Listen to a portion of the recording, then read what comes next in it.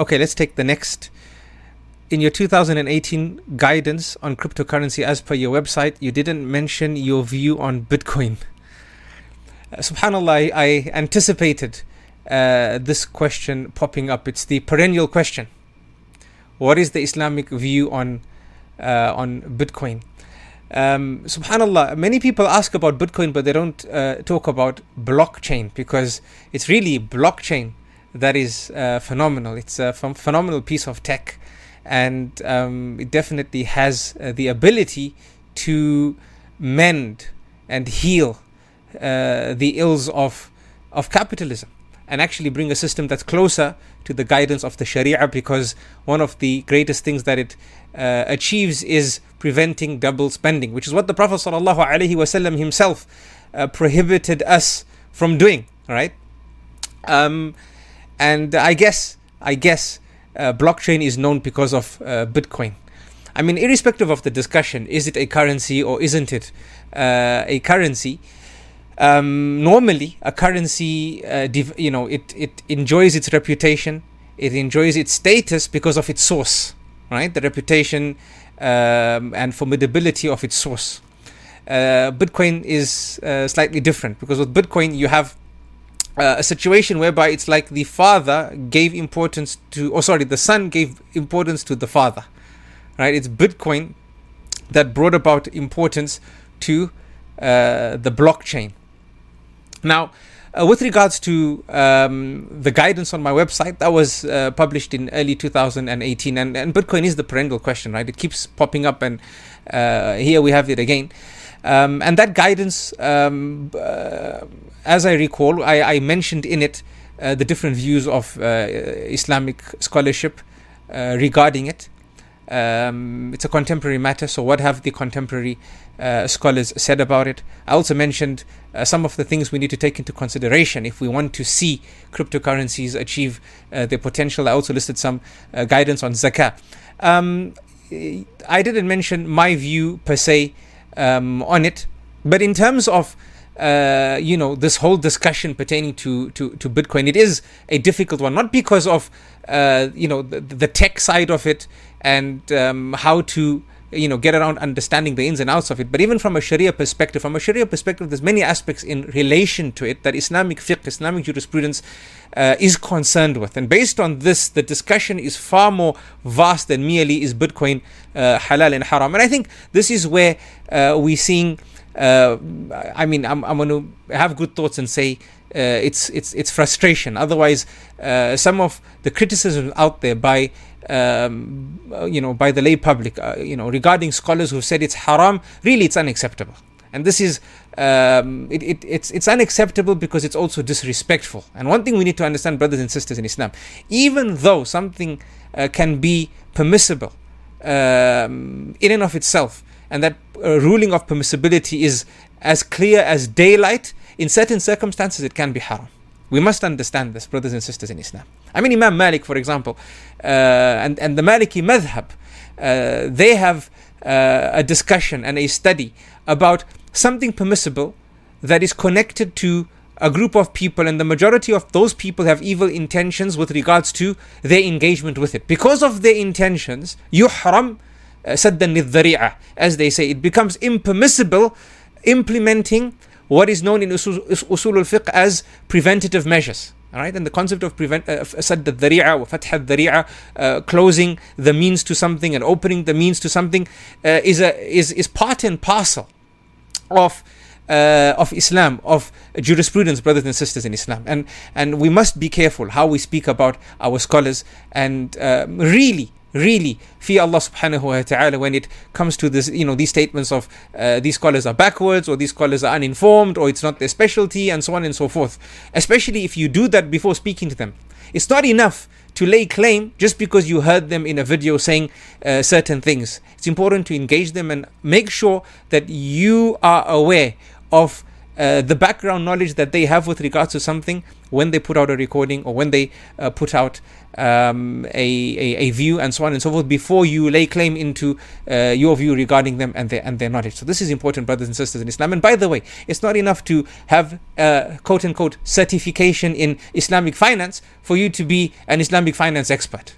And this is also something that really needs to be addressed, and this is something for another video, because we see this. Somebody has some background into studying standards that exist within Islamic finance, and they received a certificate or some qualification or some association with an organization, and then they feel that they are a specialist in the field and they have a greater right towards having a view on something as opposed to the scholars. I don't mean to really prolong this, but this is something that really has to be said, brothers and sisters in Islam. And that is why Islamic scholarship will always be far more vast and richer than just having a qualification in a particular matter. The planes of fatwa are far more vast and intricate, and that is why it is part and parcel of the playing field of a true scholar. Now, in terms of what the scholars have presented regarding this, they've looked at it from two angles. Firstly, what is its reality, right? What is its reality? Is it an asset? Is it a currency? Is it a monetary right? Right? Is it similar to a credit card? What is it? This is one angle, and then the other angle is what is its ruling? So I mentioned to you 4 ideas that have been coined and pitched. Some have said it's an asset. All right. So in that sense, they would call it a digital asset. But if we look at it closely and we look at the reality of a digital asset, does a Bitcoin or an altcoin, we have tokens as well, inshallah, maybe if I remember we can touch on that later. Is it similar is it like a digital asset that has a utility, for example? So this is something that needs to be looked at, right?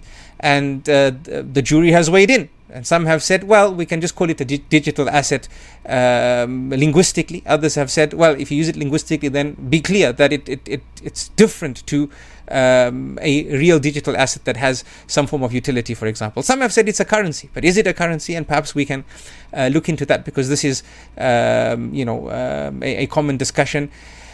Some have said it brings about a monetary right, and this is true about it. And some have said it sort of carries the function of a credit card. Obviously, nobody is saying it's like a credit card, but it carries a similar function.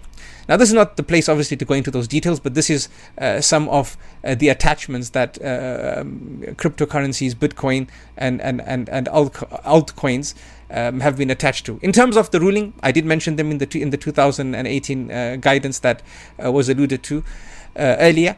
And we have scholars who've said it's allowed. We have scholars who have said that we prefer to remain silent. We don't feel that we have a view on the matter, or it's too early to have a view on the matter. And some have said it's haram. Those who have said it's haram, some have said it's outright haram for reasons that they feel is appropriate for this ruling to be carried. And some have said it's haram tahrim al-wasa'il al-maqasid. And this is a diligent statement, to be honest. Yani haram tahrim al-wasa'il al-maqasid, meaning it's forbidden, but it's forbidden from the angle of it, from it as a means, not from it as an end. Now, this is a very technical discussion, and I think I will confuse things if I get into it, but the idea behind this is to highlight that when something is haram as a means, then its level of prohibition is lesser than when it is haram as an ends, which means in certain circumstances, then it would be permissible. Right? In certain circumstances, difficult, unnatural circumstances, then the idea of Bitcoin would be permissible. Why? Because in principle, if something is forbidden, from the angle of a means, tahrim al-wasa'il, then at times of need, that type of haram, as an exception, can now become permissible until the situation returns back to normal. In any case, this is what has been pitched. Now, I'm being protested. There's a protest here for my personal view on the matter. And I've shared this with many of my students. And in my personal view, I would say it is a distorted currency. And this is the view of some of my teachers. And this seems appropriate because, as I said, calling it a digital asset per se isn't precise. And calling it a currency per se isn't precise either. So being a distorted currency, what does this mean? It means in certain circumstances, meaning firstly from the outset, it's closer to being a currency because of now it's been in existence for so long, and the norms of people towards it, and the idea that people have about it. So it's closer to a currency than just an asset. But even from an Islamic perspective, right, you would say it carries more characteristics that are synonymous with the currency than an asset. However, it doesn't carry all the characteristics of what constitutes a currency from a Sharia perspective, and that is why I pitch it as a distorted currency. So based on this, obviously the question would then be asked that what constitutes a currency from an Islamic perspective? From an Islamic perspective, brothers and sisters in Islam, we don't have a verse in the Quran or a statement of the Prophet sallallahu alaihi wasallam or from the Sahaba that tells us this is what money is and this is what money isn't. Okay, but Islamic scholarship over time has looked at money, and especially gold and silver, and extracted from the way it was used and is used what they call the characteristics of money. Right, so these characteristics have to be there. Now, the different madhahib discuss them in different capacities. Some have mentioned the concept of maliyya, some have mentioned the concept of taqawwum. Maliyya refers to something meaning an asset, or you could say a form of wealth. So it's something that provides permissible benefit and it lasts. But this is not specific to a currency. Right? This is something that includes assets as well. Some have said taqawwum, it has legal value and it has the ability to be traded. Again, this is not synonymous and specific to a currency. This applies to assets as well. And some have pitched the concept of thamaniyya. Right? Thamaniyya is something that you could say that is specific to what a currency is, because the idea of thamaniyya, this idea refers to something being a unit of value and a standard through which other or the value of other things are understood. Right? So through it, many things can be purchased and their prices can be understood through it. Right? So like we would say, for example, this product here, it costs 2 grams of gold. That product costs 3 grams of gold, and so on and so forth. Although when we look at gold, the majority of the scholars have said that gold is a currency not because of its weight, but because of this idea of thamaniyya, its ability to hold value and be a standard through which other things or the value and the price of other things are understood. Also, so, for example, Imam al-Ghazali, he mentions from the characteristics of money that it's makhzoon lil qiyam wa tharwa. Right? So it's something that you can put away for a rainy day, and it holds its value generally. Okay, so but again, he's highlighted this based on what people have considered money and how they've used it. So it's a characteristic from the characteristics of money. Also, scholars have said huwa mi'yar lil madfu'at al-ajila. So what does this mean? This and this again it's a characteristic of money. Why? Because when people engage in deferred trade, right, they normally understand the cost of that trade based on a currency and not an asset. Right? So that they don't say the cost of this trade is 3 camels, for example. Rather, they say it's X amount of money. So these are characteristics of money. Now, does Bitcoin fulfill as a currency, or even the other altcoins? Do they fulfill these characteristics in the required capacity? Right? So if you look at coins like Bitcoin that will be capped, for example, and you look at the financial need of the world, not just the Muslims but the world, and you look at debts that have to be paid, for example, right? Does it have the potential to fill the capacity of transactions that people will engage in? No, it doesn't. From here, we see there's a difference between it and an actual currency. But for argument's sake, you could say there can be currencies that aren't capped. Okay, that's true. If they aren't capped, then as of now, they still lack in terms of the characteristics I have shared, in terms of what the fuqaha have stated with regards to what a currency is. But generally, brothers and sisters in Islam, the scholars are in agreement that if people do istilah, meaning they come together upon an item and they say this item is going to be the means through which we will understand the value of things, and through it things will be traded, meaning it will be a means of trade. And this is an important aspect of which scholars discuss within the idea of thamaniya as well, that it's wasit lit-tabatul. So it's a standard through which we understand things, and it's a means of exchange. Then this will be a currency, and the rules of riba will apply, and so on and so forth. Okay, so in my estimate, and Allah subhanahu wa ta'ala knows best, it's a distorted currency. Maybe in some circles it could carry the idea of being a full currency, but those would be small circles, right? It wouldn't be something that is understood on an international scale, and observation is enough for us to understand this. Now, what would be the ruling then to acquire it? What would be the ruling to acquire it? And this is where scholars have, I mentioned to you certain views. Some have said it's haram. What seems plausible and clear to me, and Allah subhanahu wa ta'ala knows best, is that being a digital currency, then from the outset we have a principle in fiqh that states from the outset everything is permissible unless if deemed impermissible. And the values through which things are deemed impermissible is set by the Sharia. It's set by the Sharia. So based on this, acquiring something which is considered a distorted currency would be permissible, right? So somebody says, I'm going to purchase it and keep it with me, it's something I want to have, and when I feel I don't have any interest for it, inshallah, I will sell it, right? So they have no interest in getting into it because of the fear of missing out, because there's a trajectory in the price and I want to get it and sell it, I'm going to do day trading with it. They're saying it's just something that I want to acquire, okay? And when I don't need it, I'll sell it. And if I don't sell it, it's something that I want to have, for example. Then a person is free to do what they want with their money, on condition that they look after the other guidance of the Sharia when it comes to spending, that there should be no israf, there should be no extravagance, and so on and so forth. You shouldn't buy it with money that you've stolen, for example, and so on and so forth, right? So from this angle, purchasing it, as long as all the rules of transactions are looked after from a Sharia perspective, and you keep it with you, when you don't want it, you give it, you'd sell it or give it away, just like you would do with anything else, then from this angle it's permissible.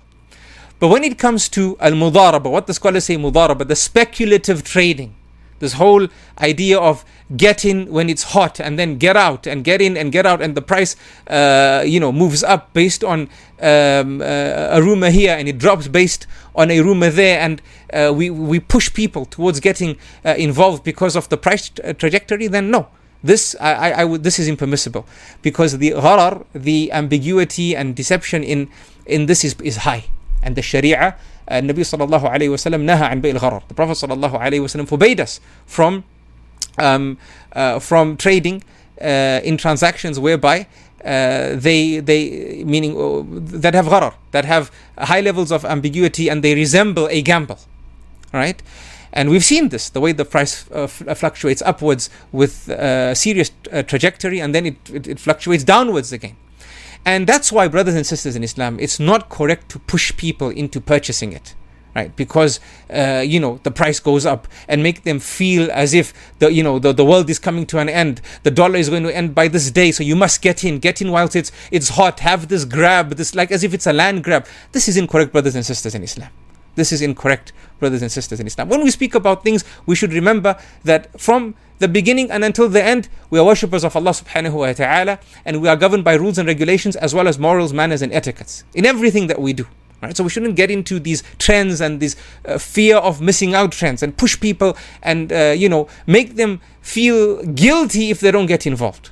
All right, and I've sat in some of these rooms, right? The crypto supporters, and they have all the laser eyes and so on and so forth, and participated in some of the discussions. Some are balanced. They tell you, get into it because long term we believe it's going to reach a certain level, but be ready to lose everything. But some really, they operate in the space as if it is perfect from flaws. It's the best thing since sliced bread. Excuse the statement, but you get the idea. And they push people into it and make them feel guilty if they're not. Now, this is unacceptable. But people now feel that they want to mortgage their property to an extent to buy cryptocurrency, or they want to put their pension, the pension that they've received at the retirement age, into this, and so on and so forth. Brothers and sisters in Islam, we must be careful, right? And maybe it's because of this that scholars have said it's haram.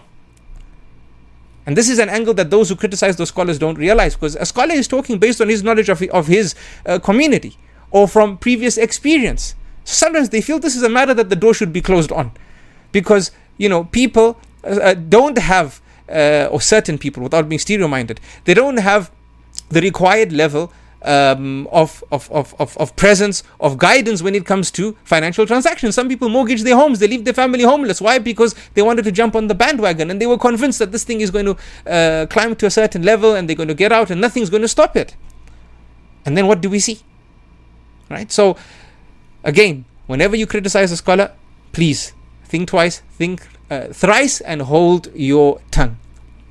Now, so as I said, if we're going into the mudaraba, the speculative trading of it, then from this angle it is forbidden, and Allah subhanahu wa ta'ala knows best. Now very quickly, I did say, and I've just remembered, with regards to tokens, then with regards to tokens, brothers and sisters in Islam, there's so many in terms of even idea. Some tokens represent halal realities, right, or halal assets.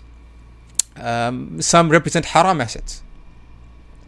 Some represent an asset, and some represent a right to an asset. So we have to look at all these things before we understand the Sharia ruling. If it represents something halal, then it's halal. If it represents something haram, then it's haram. فَمَا بُنِيَ عَلَى بَاطِلٍ فَهُوَ بَاطِلٍ. And this is a principle. Whatever is built on falsehood and haram, and that which is impermissible, then it's impermissible as well. Right? So we must remember this. If it offers you a right to something, there's also a difference, because if somebody says this token here, if you buy it, you own X amount of gold, that's one thing. But if they tell you if you buy it, you own a right to X amount of gold, that's another thing. There's a difference between owning that gold and having a right towards purchasing that gold, right? Especially when it comes to trading these tokens now. So it's important that we take into consideration these realities, and we speak to our local scholarship and get the rulings to these things before we put our money in. Because remember, on the day of Qiyamah, Allah subhanahu wa ta'ala is going to question us two things with regards to our wealth: how we earned it and how we spent it. And the diligence when it comes to trade, that's upon us. We need to ask Ahl al-Dhikr. فَاسْأَلُوا أَهْلَ الذِّكْرِ إِن كُنْتُمْ لَا تَعْلَمُونَ. And mashallah, you've done this, and I've tried my best to paint a picture around it. But this is important, right? Don't buy it and then ask the scholar. One other thing I want to say, and Allah knows best, but this is an understanding that has reached me about some tokens. There's some tokens that are sold via platforms, and the value of that token is based on the receivables that the platform attains from its collective trade of tokens, or the tokens that are collectively traded on it, be it halal, be it haram, and so on and so forth. Some are riba based, some are music based, some are cinema based, some are alcohol based, and so on and so forth. Those tokens will be impermissible naturally, right? Because their value is developed from a portal that buys and sells tokens, and based on the profits that it receives, then that token receives its profit. But those trade activities, or much of the trade activity, is problematic. So this is another thing to take care of, brothers and sisters in Islam. Subhanallah, we've taken a lot of time on this question. How long have we taken? Allahul Musta'an. Anyway, I pray this quenches the thirst of the base for this answer. Right? I didn't mention it then, but inshallah, in summary, I've said that I view Bitcoin as a distorted currency. It's permissible to acquire, as the scholars say, يعني إباحة النفع من غير حاجة, يعني that which is not forbidden, and it's permissible in normal times, not during times of need a necessity, then those things are permissible to buy. So if a person wants to buy it for themselves because they like it, it's something they want to have, and then when they don't need it, they sell it, this is fine. But to go into speculative day trading with it, this is impermissible, and Allah subhanahu wa ta'ala knows best. Don't forget the other advice that I shared with regards to the tokens.